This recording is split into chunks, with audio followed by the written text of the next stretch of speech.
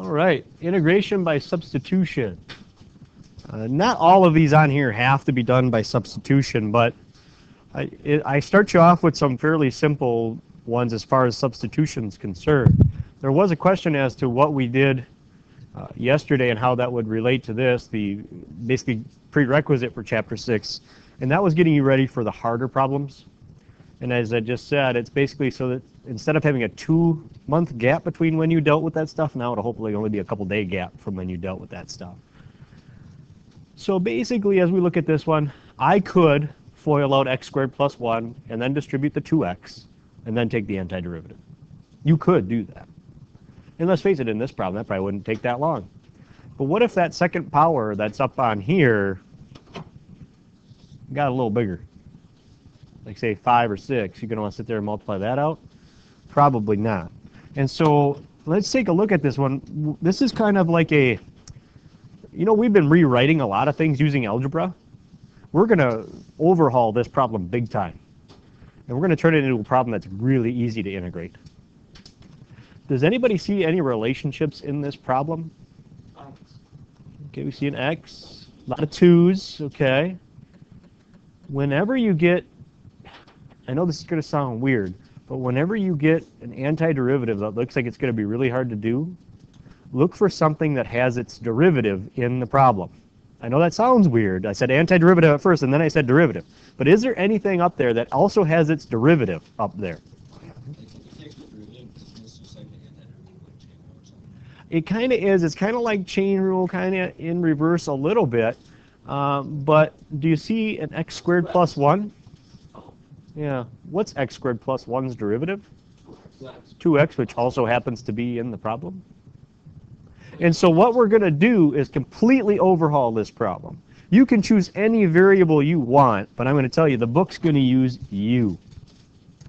So they're going to say that u is x squared plus 1. Because x squared plus 1's derivative is in this problem. Not x squared plus 1 squared's derivative. That's not in here. But x squared plus 1, its derivative is here. And so we're going to say, let's take the derivative of u.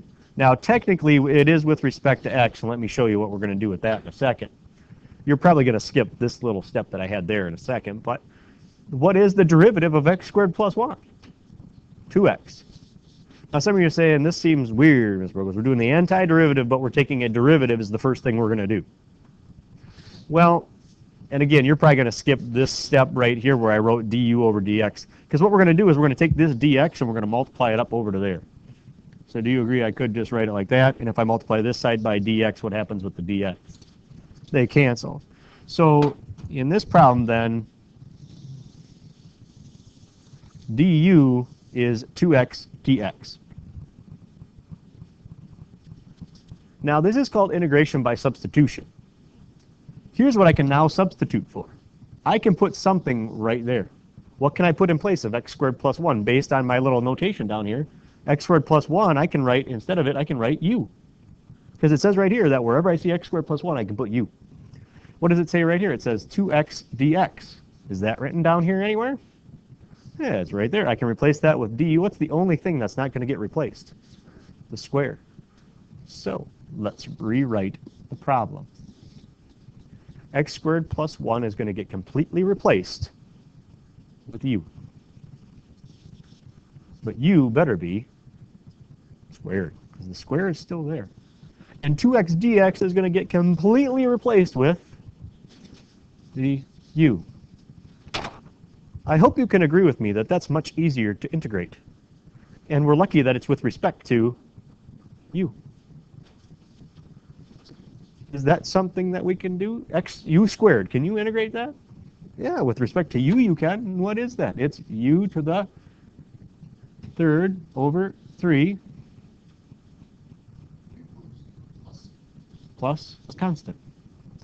Now some of you are saying, wait a minute, Mr. Bokus, how is the answer to this problem u to the third over 3 plus a constant? Well, it's close. You have to do one last thing. Yeah, substitute everything back in. What's u? X squared plus 1. So replace x squared plus 1, or u, with x squared plus 1. Yep, it still keeps the cube. So replace u.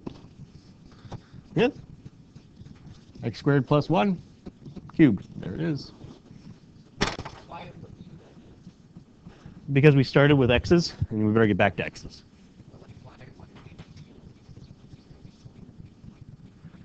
Because we can't. We don't really know if it's going to turn into this u squared du and to turn into something that easy to take the antiderivative of until we replace things. Because obviously if I give you something slightly different, like for example, if this original was, say, 2x and then squared like that, you can't do what we just did. The only reason you can do what we just did is something's derivative was actually there, and when we replaced things, pretty much everything of major importance got replaced. The only thing that didn't was the square, but that was okay because I could deal with that. I could take the antiderivative of a square, okay? But not necessarily x squared plus 1 squared times 2x.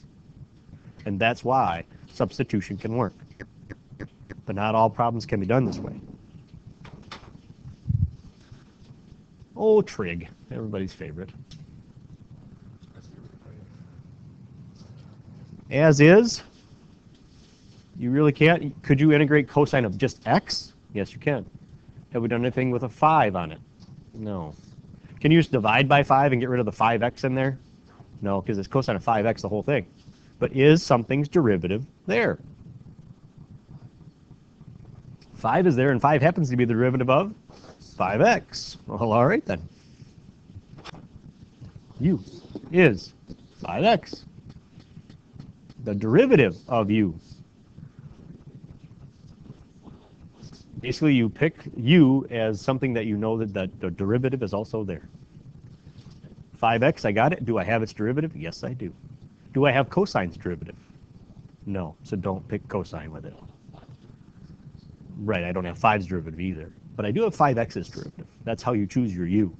Remember we did du over dx last time? You can write that every time, but you're going to multiply that dx up every time. So if you don't want to write it, that's fine. If you don't want to write it underneath, it is 5 dx. And there's no guarantee these are going to work, but what we can do is, again, like I told you, we are overhauling the problem big time. Did this 5 get replaced? Yeah, the 5's right here, but the 5 and the dx kind of go together and turn into du. Did the cosine get replaced? The 5x get replaced. By what? U. Is that something you can take the antiderivative of? Yes, it is. Because it's with respect to u. And u's is what we have. So remember, this is how I do it. The derivative of cosine is negative sine, so the antiderivative is positive sine. So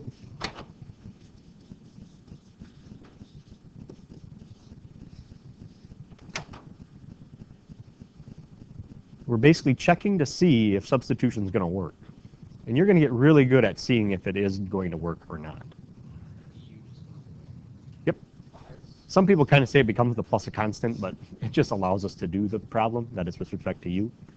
One left thing to do here is to replace u with. And I actually like to put it in parentheses. I don't know why when I typed it I didn't, because it is sine of that entire angle. There it is.